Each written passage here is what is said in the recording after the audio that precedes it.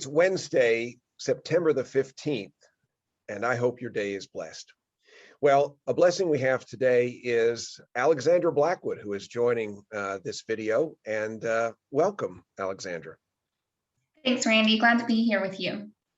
Well, I'm delighted that you're spending some time with me today. And before we get into the topic of our conversation, I'd like to have you share a little bit about yourself. You have grown up in this church, but there may be folks who don't yet know you. So I was wondering if you could sort of give us a little bit of your background and your family's rich history here at Providence UMC.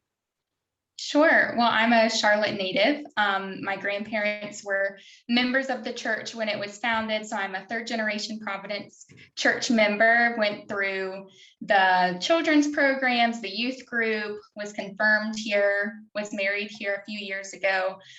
So Providence is a very special place to me. Well, it is, and you have a big part in it, and member of the choir, and you've sung in all levels of the choir, right? Children's choir as well as now the adult choir. Yeah, I think I've sung in every choir our church offers, just about. So. Very good, and I had the distinct privilege of officiating your wedding with your husband Nick, so that's a delight for me and a great memory for me as well. Well, you recently spoke to our church and gave diaconia at both the net contemporary service as well as the traditional service, and an article appeared in our newsletter from you about heart math tutoring. And so that's the topic of our conversation today. And tell us a little bit about what that involves. Sure. So Heart Math Tutoring is a nonprofit that works in elementary schools here in Charlotte. We're in 24 schools this year, one of them being Oakhurst STEAM Academy, our partner school. Heart Math Tutoring offers individualized one-on-one tutoring for students that are 1 to 3 years behind in math. We work on foundational math skills with them and also provide a mentorship piece. So connecting volunteers from the community with these children to have a role model and someone to expand their minds about what the world is beyond what math can be. And we also really like to focus on a growth mindset with our students. So I shared in the article that I really struggled with math growing up. And that's not, just me. Lots of people struggle with math, including the students that we work with.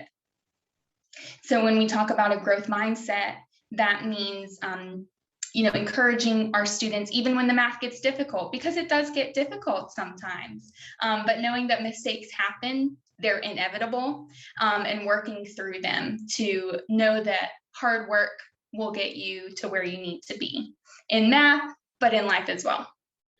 That's a great point. And one of the phrases in the newsletter article that you used was productive struggle, which caught my eye.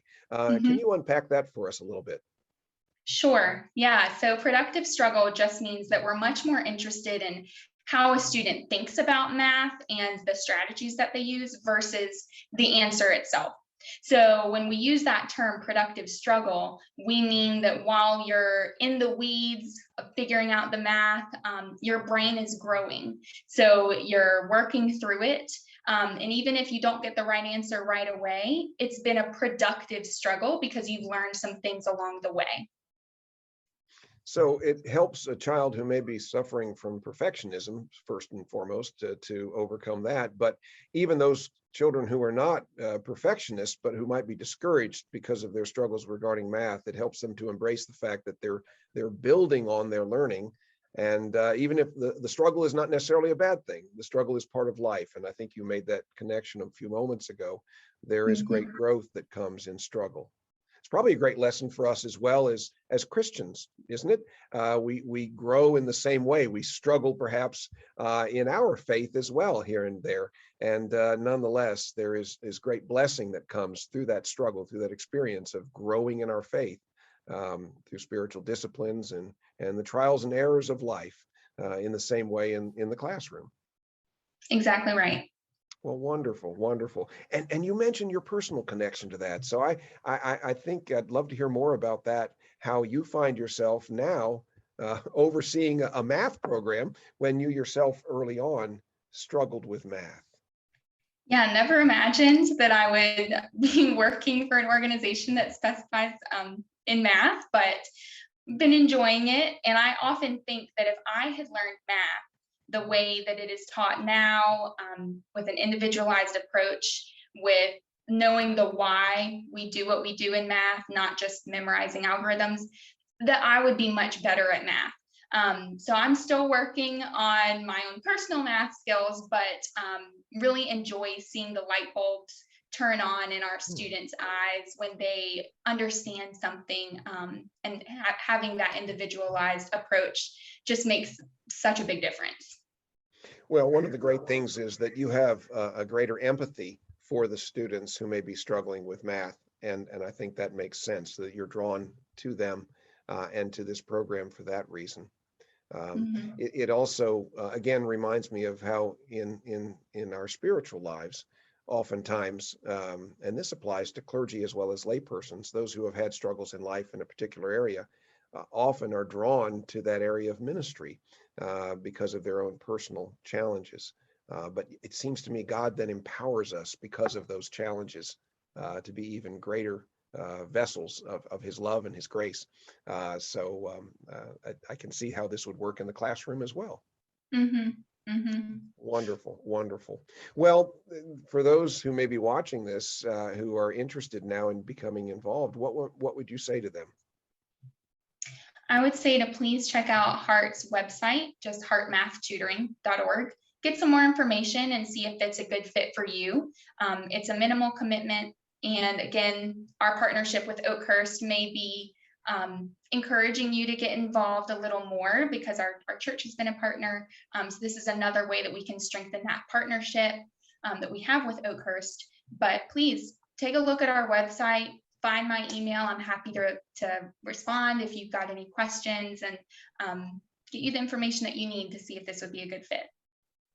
And just to remind our congregation members who are watching, um, Oakhurst STEAM Academy is right around the corner from the St. John's campus of Providence UMC on Monroe Road. So this is our neighborhood church, and we have been doing a lot of things with the mission team with regard to the Oakhurst STEAM Academy. Many missions during the course of the year. It's a partnership that we've had with that school for many years, but we're deepening it and hoping for even more as we go forward. And I would see this as one more opportunity to connect with the students as well as with the faculty at the Oakhurst STEAM Academy. So I encourage you to consider this as an opportunity of Christian service. And again, I know Alexandra would be delighted to answer any questions that you might have. If you want to press her for those, feel free to contact her. You can reach her through our office. We can connect you. And anything else that you'd like to add, Alexandra, in that regard? I don't think so. Just thankful to be a part of a congregation that really reaches into the community and serves our neighbors. Amen to that. Perfectly said. Well, thank you again for joining us today. Thanks, Randy.